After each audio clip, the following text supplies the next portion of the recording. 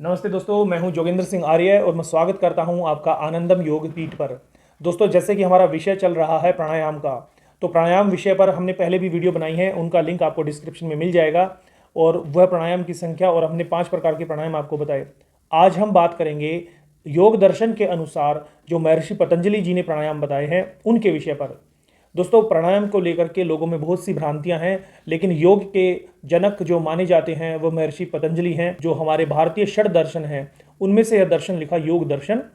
और उन्होंने पूरी व्याख्या की है योग के बारे में, उसमें एक विषय आता है प्राणायाम। अगर महर्षि पतंजलि जी के अनुसार देखा जाए तो अष्टांग योग उन्होंने हमें दिया, और अष्टांग योग में योग के 8 अंग हमें बताए। वह इस प्रकार हैं: यम, नियम, आसन, प्राणायाम, प्रत्याहार, धारणा, ध्यान व समाधि।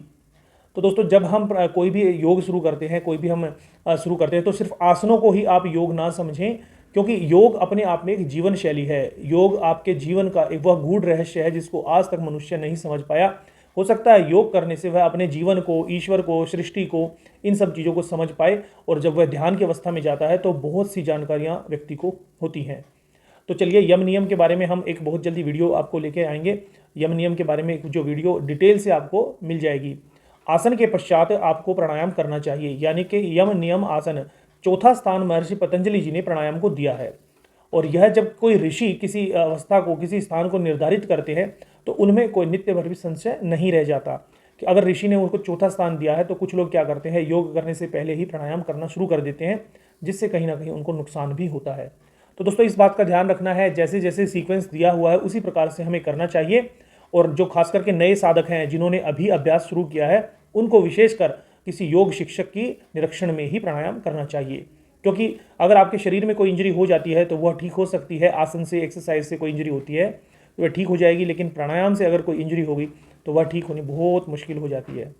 तो चलिए दोस्तों, जानते हैं महर्षि पतंजलि जी के अनुसार प्राणायाम कैसे, कितने प्रकार के होते हैं, उनको करने की विधि क्या है, किस स्थिति में करना चाहिए। पतंजलि जी ने जो सूत्र दिया, दूसरे अध्याय का 49वां सूत्र है, तस्मिन् स्ति श्वास पर श्वास योर गति विच्छेद प्राणायाम। तस्मिन् स्ति यानी कि उस स्थिति में, कौन सी में, जो आसन की स्थिति है, यानी उससे पहले आसन का नंबर था। तो आसन की स्थिति जब सिद्ध हो जाए, जब आपके आसन सिद्ध हो जाएं, जब आप आधा घंटा, 1 घंटा बैठने की स्थिति में आ जाएं, बिना दर्द के, बिना किसी हलचल के जब आप बैठ सकते हैं, तब आपको प्राणायाम शुरू करना चाहिए।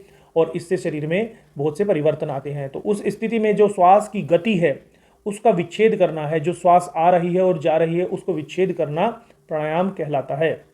तो महर्षि पतंजलि जी ने बेसिकली प्राणायाम 4 प्रकार के बताए हैं, जिसका सूत्र इसी से अगला जो योग दर्शन के दूसरे अध्याय का 50वां सूत्र है वह इस प्रकार है: बाह्य अभ्यंतर स्तंभवृत्ति देश काल संख्या भी प्रेदष्टो दीर्घ सूक्ष्म। जब आप इन सूत्रों को पढ़ेंगे तो एक एक सूत्र एक दूसरे से जुड़ा हुआ है, और जो इसकी व्याख्या हुई वो व्यास भाष्य व्याख्या प्रमुख मानी जाती है। उसके पश्चात भोजवृत्ति में अगर आप पढ़ना चाहें तो पढ़ सकते हैं। थोड़ा ये जटिल विषय है, जो लोग योगाभ्यासी हैं, जो साधक हैं, वो इन चीज़ों को अच्छे से समझ पाएंगे। साधारण मनुष्य के लिए मैं बताना चाहूँगा, जो लोग योगी नहीं हैं, जो साधना नहीं करते हैं, लेकिन अच्छा स्वास्थ्य चाहते हैं और चाहते हैं अपने मस्तिष्क को एकाग्र करना, अपने मस्तिष्क की क्षमताओं को बढ़ाना, और जो विद्यार्थी हैं उनके लिए तो प्राणायाम रामबाण टॉनिक का काम करता है। जो बच्चे पढ़ाई करते हैं, किसी कंपटीशन की तैयारी कर रहे हैं, उनको प्राणायाम जरूर करना चाहिए। तो बाह्य प्राणायाम से आप शुरुआत करेंगे। प्राणायाम करने की विधि जैसा वीडियो में देख पा रहे हैं, किसी भी सुखपूर्वक आसन में बैठ जाइए। आसन में बैठने के पश्चात सबसे पहले मानसिक रूप से खुद को तैयार करेंगे। उसके पश्चात आप सबसे पहले बाह्य प्राणायाम कीजिए। बाह्य प्राणायाम करने की विधि बहुत सरल है। प्राण को बाहर, पूरे बलपूर्वक बाहर निकालना और फिर बाहर ही रोक देना, इसको बाह्य प्राणायाम कहते हैं। और जितने सेकंड तक आप रोक सकते हैं, जितना आपका सामर्थ्य है उसके अनुसार ही रोकें। 10 सेकंड, 15 सेकंड, 20 सेकंड, 30 सेकंड। और जब असहज महसूस हो तो धीरे धीरे वापस प्राण को ले सकते हैं और फिर से बाहर निकाल के छोड़ें। शुरुआती तौर में जो साधक नए हैं उनको बता देते हैं कि वह बीच में 1-2 सांस ले सकते हैं। जैसे आपने बलपूर्वक बाहर प्राण को छोड़ दिया, उसके पश्चात जितनी देर आप रोक सकते हैं रोकें, फिर वापस जब प्राण लें तो लगातार दूसरा प्राणायाम ना करें। कम से कम आप 2-3 सांस ले लें, फिर दूसरा प्राणायाम करें। तो ये बाह्य प्राणायाम है, यहाँ से आप शुरुआत करें। इसको आप सुबह और शाम 2 बार कर सकते हैं।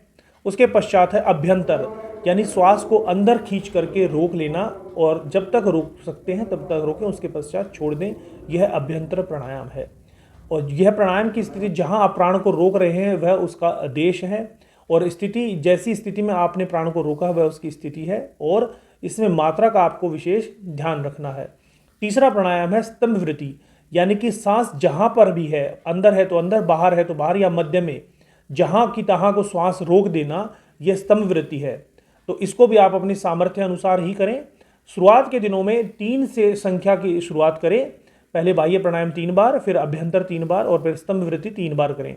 जैसे जैसे आपका अभ्यास बढ़ता जाए आप प्रैक्टिस को बढ़ा सकते हैं, 6 कर सकते हैं, 10, 12, 15, और जितना सामर्थ्य अनुसार। ज़्यादा से ज़्यादा करना है तो 21 बताया गया है, 21 से ज़्यादा हमें नहीं करना चाहिए, और दिन में 2 या 3 बार भी आप कर सकते हैं। दोस्तों, चौथा जो प्राणायाम है उसके बारे में महर्षि दयानंद जी ने खुद कहा है कि जब मनुष्य प्राणायाम करता है तो मन की अशुद्धियों का नाश और ज्ञान का प्रकाश बढ़ता जाता है। यानी कि समझिए वह प्राणायाम इतना महत्वपूर्ण है, यदि आप उस प्राणायाम के अभ्यास तक पहुंच जाते हैं। उस प्राणायाम के अभ्यास तक पहुंचने के लिए आपको पहले ये तीनों प्राणायाम अच्छे से करने होंगे, किसी योग शिक्षक की, योग गुरु के देखरेख में करने होंगे। उसके पश्चात जब आप चौथी स्थिति पे पहुंचते हैं, जो चौथा प्राणायाम महर्षि पतंजलि जी ने बताया है, वह प्राणायाम जब आप करते हैं तो आप अपने अंदर 20 दिन के अंदर आप देखेंगे आपके शरीर में अद्भुत परिवर्तन आएगा। आप सोचने की क्षमता भी बिल्कुल बढ़ जाती है। बाह्य अभ्यंतर विक्षा सेपी चतुर्थः, चौथा जो प्राणायाम है बाह्य अभ्यंतर विक्षा सेपी। इस प्राणायाम को ध्यान से समझना दोस्तों बहुत इंपॉर्टेंट है। जब आपका अभ्यास बढ़ जाए तभी इसको करना है, उससे पहले इस प्राणायाम को नहीं करना है। जब श्वास लेने की इच्छा हो तब श्वास को बाहर छोड़ना है बलपूर्वक, और जब श्वास बाहर छोड़ने की इच्छा हो तब श्वास को अंदर खींचना है। ऐसा करने से चंचल मन भी कंट्रोल में आ जाता है, और मन की चंचलता के कारण ही हमारा ध्यान नहीं लग पाता है।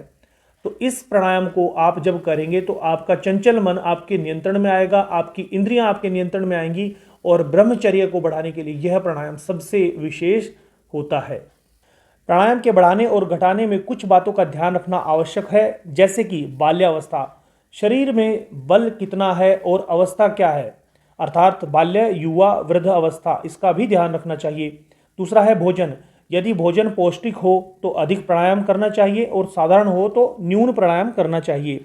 ऋतु, शीत ऋतु में अधिक, वर्षा ऋतु में मध्यम, उष्ण ऋतु में न्यून प्राणायाम यानी कम प्राणायाम करना चाहिए। अनुभव, प्राणायाम करते करते जब मुख सूखने लगे अथवा सिर अधिक भारी हो जाए व अधिक थकान हो जाए तब प्राणायाम नहीं करना चाहिए, रुक जाना चाहिए। प्राणायाम के संबंध में कुछ आवश्यक बातें जान लेते हैं। भोजन के पश्चात कभी भी प्राणायाम नहीं करना चाहिए। जब भी आप करें खाली पेट ही करें, दूध पीकर भी या जूस पीकर भी प्राणायाम ना करें। अधिक रुग्ण अवस्था में जब कोई व्यक्ति बीमार हो और उस अवस्था में भी प्राणायाम नहीं करना चाहिए, उल्टा उसको नुकसान हो सकता है। प्राणायाम शिक्षक जो प्राणायाम के विशेषज्ञ हों उनसे प्राणायाम का प्रशिक्षण लेकर ही करना चाहिए, अन्यथा हानि हो जाएगी। न्यून अधिक, न्यून से न्यून 3 बार और अधिक से अधिक 21 बार प्राणायाम करना चाहिए। जब प्राणायाम करते समय ओम अथवा प्राणायाम मंत्र और जिस मंत्र में ईश्वर के स्वरूप का वर्णन हो उसका अर्थ सहित मानसिक जप करना चाहिए। शुद्ध वायु, जहाँ तक हो सके प्राणायाम शुद्ध वायु में करना चाहिए। तो दोस्तों ये बातें हमने कुछ आपको प्राणायाम के विषय में बताई। महर्षि पतंजलि जी ने जो प्राणायाम की विधि बताई है उसी विधि से आप प्राणायाम करेंगे तो आपको विशेष लाभ मिलेगा। और दोस्तों अगर आपको यह वीडियो पसंद आई तो इसको शेयर जरूर कीजिए, और अपने दोस्तों के साथ शेयर करेंगे तो हो सकता है आप पुण्य के भागी बन जाएं, तो यह वीडियो किसी के काम आ जाए। और इस चैनल को लाइक और सब्सक्राइब जरूर कीजिए ताकि हर इन्फॉर्मेटिव वीडियो आप तक पहुँच सके। धन्यवाद।